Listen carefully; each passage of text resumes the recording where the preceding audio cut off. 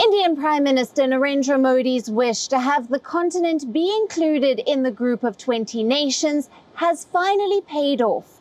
The addition is a boost for the continent's role in geopolitics and an enhancement to the global south.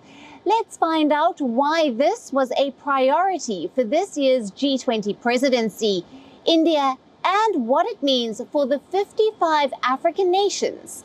Our correspondent, Louisa Olaniyi, reports. It started off as a proposal late last year. Efforts to include the African continent in global forums such as the G7 or the United Nations Security Council have been lengthy. But Indian Prime Minister Narendra Modi made it his clarion call to champion the inclusion of the African Union at the G20. Friends, वैसे तो B20 के theme raise में आई है। आई innovation को represent करता है, लेकिन मैं इसमें इनोवेशन के साथ ही एक और आई को भी देखता हूं, और ये आई है इंक्लूसिवनेस। हमने अफ्रीकन यूनियन को भी G20 की स्थायी सदस्यता के लिए इस विजन के साथ इनवाइट किया। Days ahead of the summit, Prime Minister Modi said that Africa is a top priority for G20 and that no future plan of Earth can succeed without all voices being heard.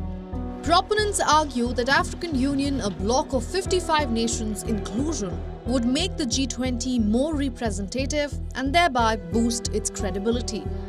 The G20, which currently represents 65% of the world's population, would then speak for about 80% of global citizens.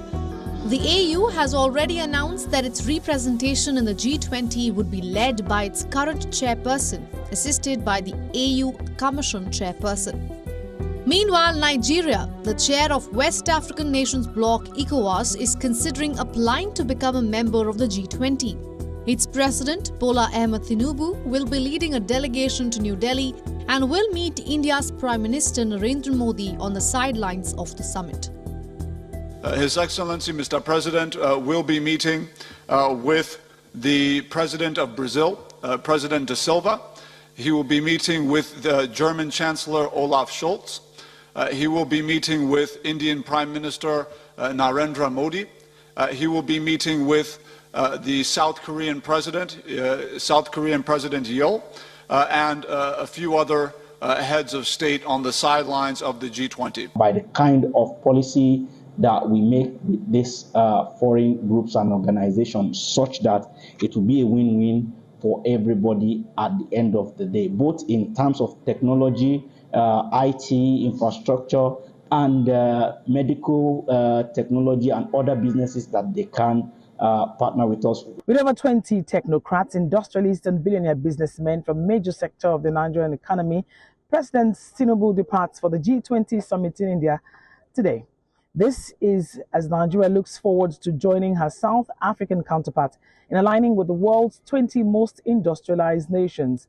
Experts believe Nigeria's membership is long overdue as the giant of Africa.